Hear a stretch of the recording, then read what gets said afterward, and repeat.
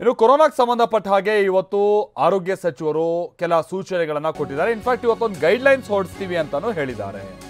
ಏನು ಕೋವಿಡ್ ಸೋಂಕಿತರು ಒಂದು ವಾರ ಮನೆಯಲ್ಲಿರಬೇಕು, ಹೋಮ್ ಐಸೋಲೇಷನ್ ನಲ್ಲಿ ಇರಬೇಕು, ಒಂದು ವಾರ ಕಡ್ಡಾಯ ಅನ್ನೋದನ್ನು ಹೇಳಿದ್ದಾರೆ, ಕಂಪಲ್ಸರಿ ಅಂತ.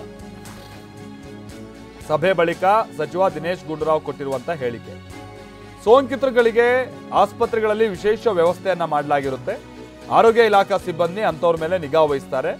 ಕೋವಿಡ್ ಸಭೆ ಬಳಿಕ ಸಚಿವ ದಿನೇಶ್ ಗುಂಡೂರಾವ್ ಈ ಮಾತನ್ನ ಹೇಳಿದ್ದಾರೆ. ಅಂದ್ರೆ ಏನಾದ್ರೂ ಈ ಕೊರೋನಾ ಬಂದು ಸ್ವಲ್ಪ ರೋಗ ಲಕ್ಷಣಗಳು ಹೆಚ್ಚಿದೆ ಅಂತ ಅಂದ್ರೆ ಹಾಸ್ಪಿಟಲೈಸ್ ಆಗಿ, ಇಲ್ಲ ಮನೆಯಲ್ಲಿ ಒಂದು ವಾರ ಕಂಪಲ್ಸರಿ ಹೋಮ್ ಐಸೋಲೇಷನ್ ನಲ್ಲಿ ಇರಬೇಕು.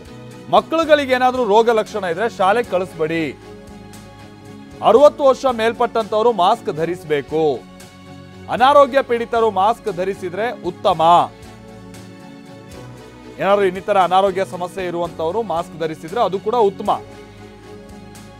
ಆಮೇಲೆ 60 ವರ್ಷದವರಂತೂ ದಯವಿಟ್ಟು ನೀವು ಮಾಸ್ಕ್ ಅನ್ನ ಧರಿಸಿ. ಈ ಮಾತನ್ನ ಆರೋಗ್ಯ ಸಚಿವರು ಹೇಳಿದ್ದಾರೆ. ಯಾರ್ಯಾರಿಗೆ ಕೋವಿಡ್ ಬಂದಿರುತ್ತದೆ ಅವರು ಮನೇಲೆ ಕಡ್ಡಾಯ ಒಂದು ವಾರ ಇರಬೇಕಾಗ್ತದೆ. ಐಸೋಲೇಷನ್, ಹೋಮ್ ಐಸೋಲೇಷನ್, ಆಸ್ಪತ್ರೆಗೆ ಹೋಗೋದ್ರೆ ಮನೇಲೆ ಇರಬೇಕಾಗ್ತದೆ. ಸೊ ಎಲ್ಲ ನಮ್ಮ ಗೌರ್ಮೆಂಟು ಮತ್ತು ನಾನ್ ಗೌರ್ಮೆಂಟ್ ಯಾರೇ ಆ ಸಂದರ್ಭದಲ್ಲಿ ಕೋವಿಡಿಂದ ಒಂದು ವಾರ 8-9 ದಿವಸ ಅವರು ಕೆಲಸಕ್ಕೆ ಹೋಗದೆ ಹೋದರೆ ಅವ್ರಿಗೆ ಕ್ಯಾಶುವಲ್ ಲೀವನ್ನು ಕಡ್ಡಾಯವಾಗಿ ಕೊಡಬೇಕು ಅಂತ ಒಂದು ಮಾರ್ಗಸೂಚಿಯನ್ನು ನಾವು ಬಿಡುಗಡೆ ಮಾಡ್ತೀವಿ. ಯಾಕಂದರೆ ಅವ್ರಿಗೆ ಅದು they should be allowed that 1 week 8-9 days ಅವ್ರಿಗೆ ಹೋಮ್ ಐಸೋಲೇಷನ್ ಅಫಿಷಿಯಲ್ ಆಗಿ ಅವ್ರಿಗೆ ಅಲೋ ಆಗಬೇಕು. 7 ಡೇಸ್, ಒಂದು ವಾರ ಮಾಡಬೇಕು. ಆಮೇಲೆ ಕೋವಿಡ್ ಇನ್ಫೆಕ್ಟೆಡ್ ಯಾರಾದರೂ ಪೇಷಂಟ್ಸ್ ಇದ್ದರೆ ಅವ್ರಿಗೆ ಸ್ಪೆಷಲ್ ಅವ್ರಿಗೆ ಲೀವ್ ಸಿಗಬೇಕು. ಅಂದರೆ ಆಸ್ಪತ್ರೆಗಳಲ್ಲಿ those are admitted in hospitals, covid infected admitted in hospitals ಐ ಸಿ ಯುಲಿದ್ದರೆ ಅವ್ರಿಗೆ ಆ ಪೀರಿಯಡ್ ಎಲ್ಲ ಫುಲ್ ಅವ್ರಿಗೆ ಸ್ಪೆಷಲ್ ಲೀವ್ ಕೊಡಲೇಬೇಕು ಅಂತಲೂ ಕೂಡ ಅದನ್ನು ನಾವು ಡೈರೆಕ್ಷನ್ ಕೊಡ್ತೀವಿ.